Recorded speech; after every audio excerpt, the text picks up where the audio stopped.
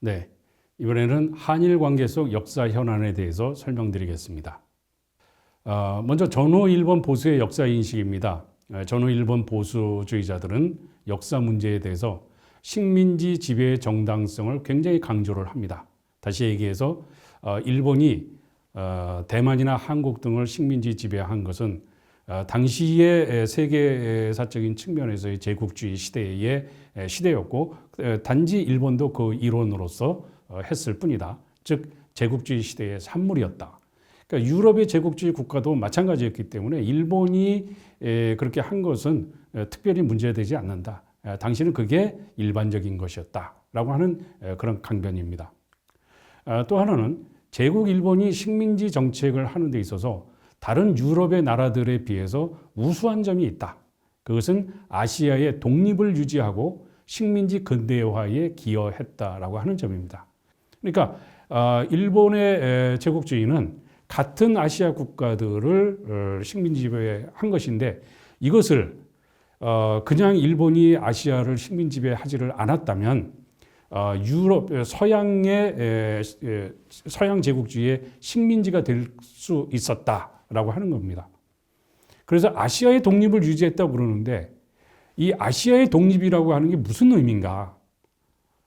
일본의 독립은 있을 수 있지만 아시아의 독립이라고 하는 게 사실 인도차이나 같은 경우도 네덜란드라든가 또는 홍콩, 영국이죠. 베트남, 프랑스죠. 등등 이미 서양 제국주의에서 식민지화가 됐는데 아시아의 독립을 유지한다는 게 도대체 무슨 의미인가?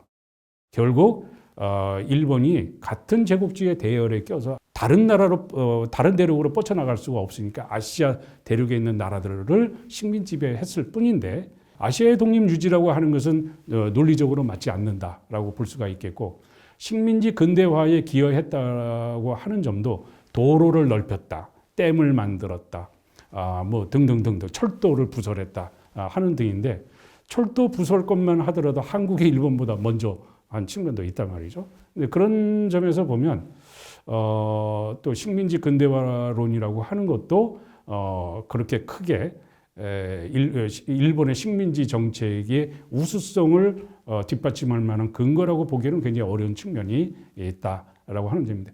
여하튼 간에 전후 일본의 보수주의자들의 역사인식은 바로 그런 겁니다. 당시 세계 추세가 그랬다.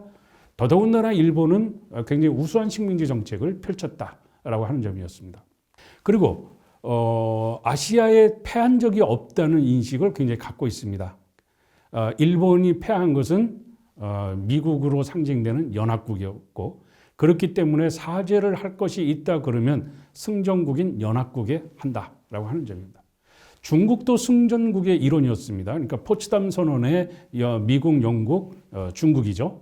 포츠담 선언의 한 국가였으니까 중국도 승전국의 일원이 마땅한데, 중국과의 전투에서 패했다는 인식은 없습니다. 당시 또 중국은 대륙에서 국민당과 공산당 사이에 내전이 일어나고 있었던 그런 시기였고, 그래서 중국에게 특별히 졌다는 인식이 없다. 그리고 미국과의 전쟁에서 일본이 패한 결과 아시아 국가가 독립했다라고 하는 겁니다. 그러니까 아시아 국가의 독립이 부차적인 것에 지나지 않는 것이다라고 하는 인식이 상당히 강합니다. 근데 이런 점에서 보더라도 아시아 국가의 독립을 일본 제국주의가 견인했다라고 하는 것은 이 세 번째 얘기하고 모순된다고 하는 것을 잘 알 수가 있겠죠. 그리고 일본의 그 제국주의, 군국주의를 볼 때 보면 그런 그 지배 계층, 특히 군부를 중심으로 하는 지배층만의 파시즘이 아니라 일반 풀뿌리 파시즘, 일반 민중들이 가지고 있는, 그러니까 이미 제국과 식민지의 그 위계 관계는 명확해서 식민지 국가 국민들의 주변에 살고 있는, 주변에 이식해서 살고 있는 일반인들, 그가 일본인이라고 하는 것 자체가 조선인에게 자기가 조선에 살고 있으면서도 제국에서 온 사람이다라고 하는 그 자체가 같은 일반인이지만 위압감을 느낄 수밖에 없다. 근데 그런 면에서 보면 지배와 피지배의 위계가 엄격하고 주변의 일반 일본인 자체도 일반 한국인들에게 또는 대만인에게 위압감을 가지고 인식됐을 가능성이 상당히 크다. 그런 면에서 보면 내지인이라고 하는 것, 내지인 출신이라고 하는 것 자체가 그들에게는 굉장히 큰 무소불위의 완장과도 같은 그런 의미를 가지고 있었다라고 하는 점입니다. 그리고 친일파 청산 문제가 이 풀뿌리 파시즘과 관련해서도 살펴볼 수가 있겠는데 여기에 이제 그 일본 제국주의의 조선 통치에 부익한 그런 그 친일파들이 존재를 합니다. 근데 사실 보면 친일파라고 하는 용어가 너무 안일한 것일 수도 있죠. 원칙적으로는 그냥 친일파라고 하는 건 문화적인 개념이 뭐 일본이 좋다, 뭐 친미파, 친영파 하는 식으로 그럴 수가 있는 것인데 우리나라에서 얘기하는 친일파는 엄밀한 의미에서 보면 나라를 판 사람이죠. 매국노 또는 민족 반역자 이렇게 불러야 마땅한 사람들인데 이 사람들을 친일파라고 그냥 부르고 있는 겁니다. 그래서 한국에서는 이 친일파가 그냥 보통 명사보다는 고유 명사된 그런 민족 반역자를 가리키는 걸로 이렇게 돼 있는 그런 측면이 있는데 종족 조선인의 식민 통치 기관의 일원이라고 하는 그런 점에서 또 이 친일파들이 가지고 있는 완장이 또 있었습니다. 이것도 이제 그 풀뿌리에서 자라난 파생된 그런 그 파시즘이라고도 할 수가 있겠죠. 그래서 이러한 것이 현대에 이르기까지 친일파 청산 문제의 형해화라고 하는 측면과 관련해서 우리가 곱씹어볼 대목이 아닌가 그렇게 생각이 됩니다. 그리고 이제 한일 간의 역사 현안의 그 항목들을 이제 독도라든가 또는 위안부라든가 하는 것들과 야스쿠니 신사 참배 문제라든가 이런 것들을 좀 살펴볼 텐데요. 일단 독도와 관련해서는 변형태 그 외무장관 발언이 굉장히 유명합니다. 독도는 일본의 한국 침략에 대한 최초의 희생물이다. 일본의 패전과 함께 독도는 다시 우리의 품 안에 안겼다. 독도는 한국 독립의 상징이다. 이 섬에 손을 대는 자 모든 한민족의 완강한 저항을 각오하라. 독도는 단 몇 개의 바위덩어리가 아니다. 우리 결의 영예의 다치다. 이것을 잃고서야 어떻게 독립을 지킬 수가 있겠는가. 일본이 독도 탈취를 꾀하는 것은 한국에 대한 재침략을 의미하는 것이다. 하면서 굉장히 간명하게 독도가 왜 한국 땅인지 이 독도에 대해서 일본이 자국의 영토라고 주장하는 것에 대해서 한국이 결연하게 대응해야 된다고 하는 것을 정확하게 짚고 있습니다. 그런데 여기에 대해서 이제 일본이 2005년 월드컵 축구 2002년 월드컵 축구 한일 공동 개최 후에 3년밖에 지나지 않은 시점에 2월 22일 바로 이제 1905년 2월 22일 날 시마네 현에 고시를 한 데서 그 100년이 되는 해입니다. 그거를 기념해서 시마네 현에서 다케시마의 날이라고 하는 조례를 제정해서 이날을 일본의 영토인 다케시마 독도를 일본으로 반환하기 위한 운동을 본격적으로 하겠다 하는 것을 이제 천명을 합니다. 그리고 여기에 이제 일본 정부의 관계자들이 이제 참여를 하기도 하고 그래서 이제 한일 간의 이 역사 현안을 만들게 됩니다. 교과서 문제인데요. 이거는 1982년에 일본의 그 검정 교과서에 침략을 진출로 바꿔서 표현한 뭐 이 외에도 그 바꾼 내용들이 상당히 많습니다만 그건 언젠가 또 한번 그 정리를 해볼 필요가 있을 것 같은데요. 뭐 하는 등으로 가장 대표적으로 침략을 진출로 굉장히 표현을 완화한 그런 그 검정을 통과시킵니다. 그래서 이게 이제 한국과 일본, 중국과 일본 사이에 큰 문제가 되고 그렇게 되니까 당시에 수상이었던 나카소네 수상이 차후에 이제 교과서 검정을 할 때에 근린 제국, 이웃 국가들의 우려를 고려를 한다 하는 거를 이렇게 내세워서 교과서 파동을 일단은 잠재우는데 그 이후에 1997년에 일본의 세영모, 새로운 역사 교과서를 만드는 모임이 만들어지고 그 모임에서 검정 신청문을 2000년에 제출을 합니다. 처음에는 그 채택률이 굉장히 낮았지만 점차적으로 그 채택률을 높여가고 있는 그런 추세에 있습니다.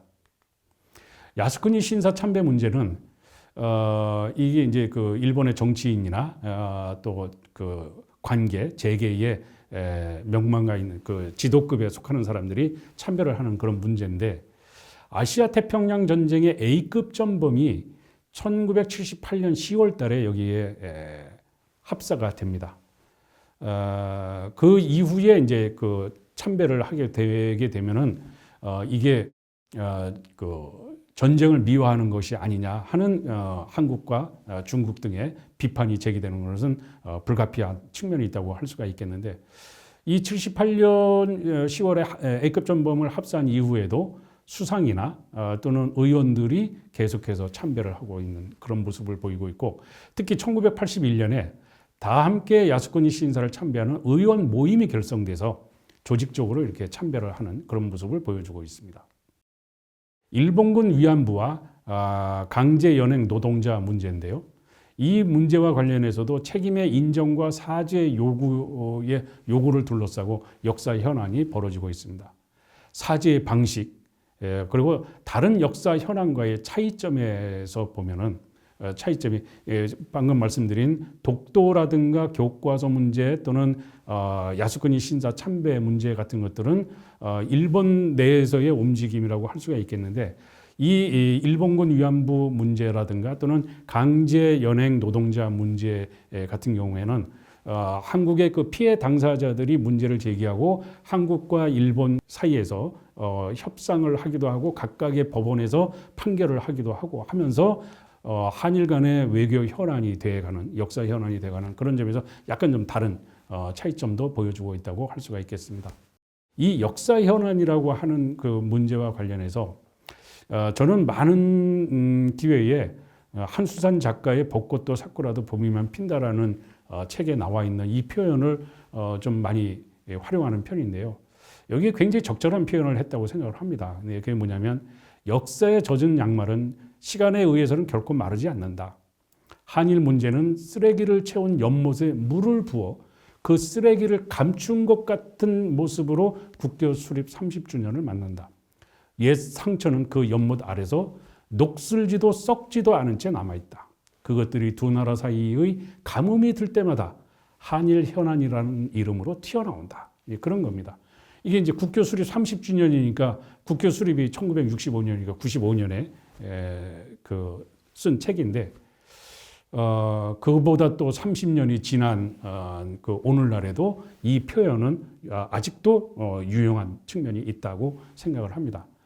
요약입니다. 첫째, 일본은 메이지 유신을 거쳐 도쿠가와 봉건 체제에서 탈피해 근대적 국민국가 형성기에 들어섰으며 이 과정에서 서양의 영향을 받으며 서양 국가 시스템과 문명을 모델로 한 근대화, 문명화를 국가적 규모로 적극적으로 추진했습니다. 둘째, 일본에서는 1880년대 중후반부터 서구화의 반동으로 국수주의, 즉 일본주의 사상이 싹트기 시작했고 대외 팽창주의가 국가 진로로 적극적으로 추진되게 됐습니다. 셋째, 제국 일본은 전시 체제를 구축해 전쟁을 거듭하며 주변 국가를 식민지화했으며 제국 일본의 판도를 확장해 갔습니다. 넷째, 제국 일본은 태평양 지배권 확보를 위한 미국과의 전쟁을 벌였고 이 과정에서 한국과 중국을 비롯한 아시아 여러 나라와의 사이에 이른바 역사 문제를 일으켰습니다.